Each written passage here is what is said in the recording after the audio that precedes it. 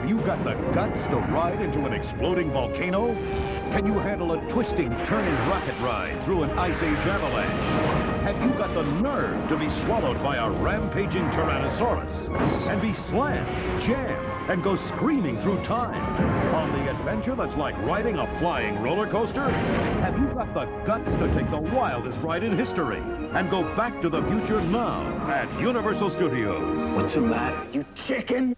While Universal Studios parks have become some of the most advanced and popular theme parks in the world, the company has slowly earned the #2 spot by carefully creating some of the most advanced and forward-thinking attractions in the world. The company has been blurring the lines between production studio and amusement park since the 60s with the launch of their iconic studio tour, and while the majority of Universal parks have strayed away from their active production lot roots as the company has developed, Universal Creative has continued to be world-class innovators in the art of bringing guests into the world of their favorite movies.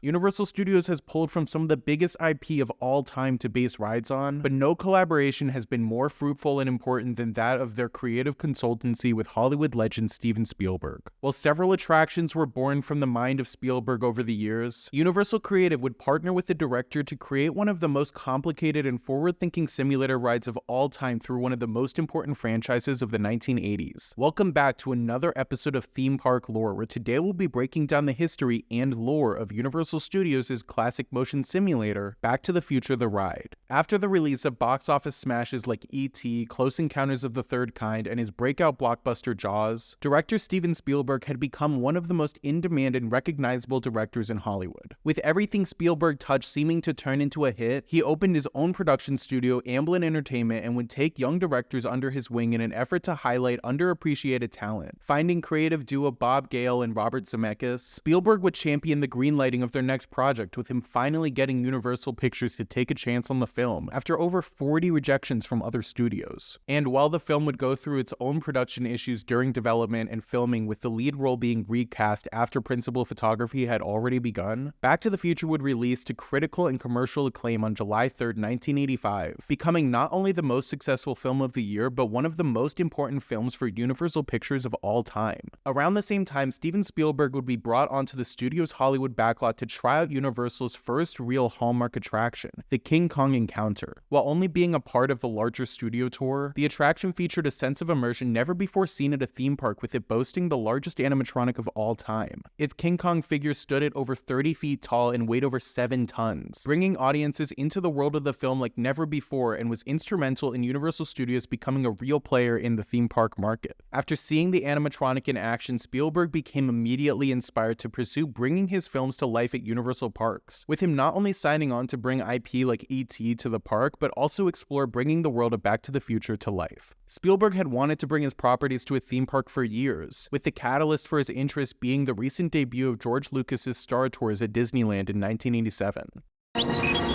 Now, in a kingdom very near, R2, do hurry. The passengers are boarding. prepare yourselves Welcome aboard. for the newest thrill attraction from the imaginations of Disney and George Lucas. Because now, the adventure is real. Star Tours. The newest thrill in the universe at Disneyland.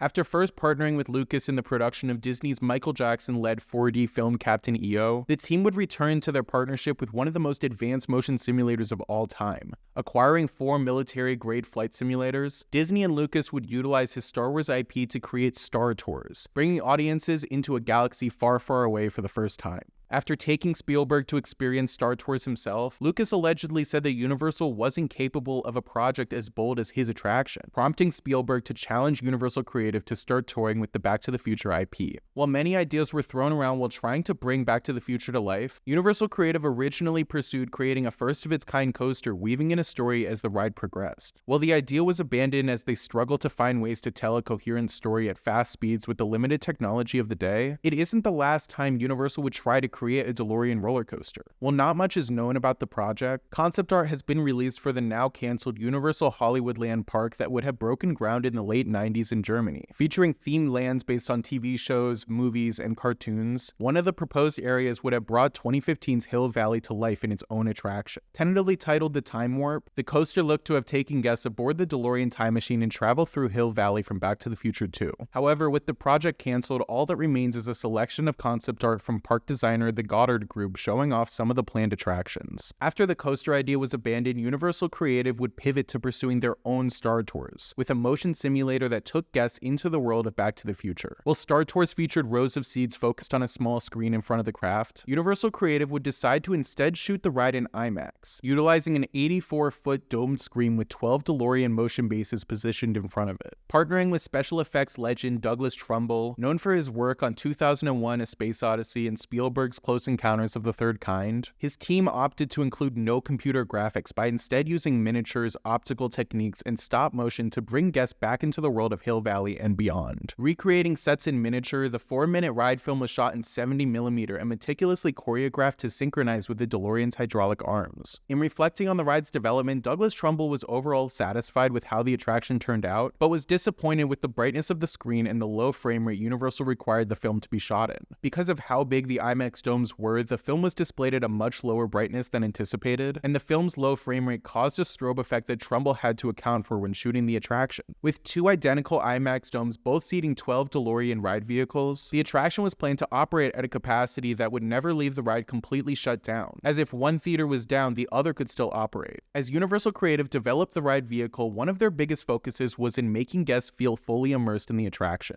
Lifting up 8 feet out of the loading area, the DeLorean is suspended on hydraulic arms which move in sync to the ride's film. And while there was little change in vantage point where your DeLorean was in the auditorium, riders who looked over the edge of the car could clearly see the other 11 ride vehicles in the theater. Located in the World Expo area of Universal Studios Florida, the upper lot of Universal Studios Hollywood, and the San Francisco area of Universal Studios Japan, guests enter the attraction through the Institute of Future Technology. Making their way up the building's switchbacks and ramps, guests are greeted with footage rehashing the events of the film's trilogy as well as showing the events that have transpired since. Doc, on the march! Time stands still for no man, or so the old saying goes. But there is one man who has time on his side. For noted scientist Dr. Emmett Brown, time travel has become not only a reality, but an adventuresome pastime. Thomas Edison, master of electricity. The inventor of the light bulb meets Mr. Edison, the inventor of the flux capacitor.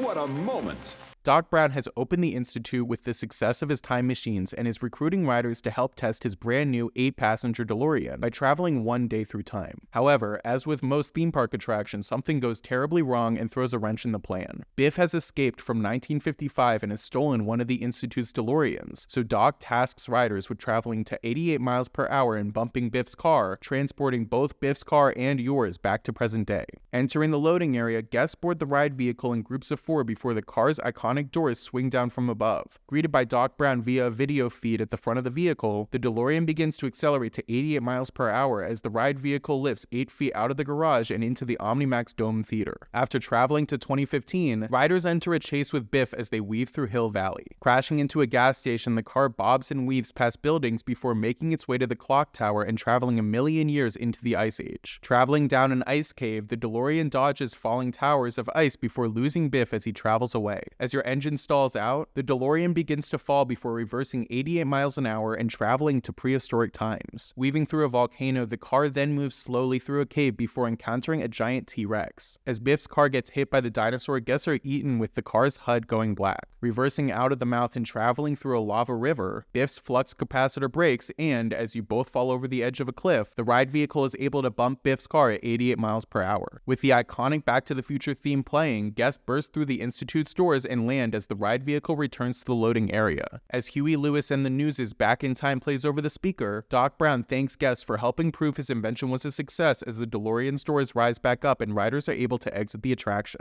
While the attraction was originally supposed to open simultaneously in Universal Studios Florida and Hollywood, problems in the foundation of Hollywood's show building led to its opening being delayed 2 years to 1993. Having had previous issues in the launch of its Florida park, Universal Studios would soft open Back to the Future the ride in early 1991 before its official opening in May of that year, which led to kinks being worked out before most guests were able to experience the ride for themselves. With the attraction opening in Japan with the park in 2001, Back to the Future the ride was a mainstay for years in 3 of Universal's biggest parks worldwide. Opening to critical acclaim and overwhelming support from fans, the attraction was seen as an instant classic from attendees who praised the ride's amazing theming and its innovative take on the motion simulator. However, while the attraction was loved by fans and is still considered to be one of the most iconic attractions Universal Creative has ever made, the ride would be removed from Universal's American parks in 2007 to make way for television's most iconic family. Opening in May of 2008, the Simpsons ride would replace Back to the Future with an overhaul of the ride system. Choosing to re-theme the attraction rather than to make an entirely new project, Universal Creative would partner with Oceaneering International to update the motion simulator, dome screens, and projectors to make a smoother and higher definition experience. With Back to the Future's ride system running for 16 years off of Laserdiscs and archaic projectors, the attraction continued to have the charm that led to its cult classic status, but it was in dire need of an upgrade.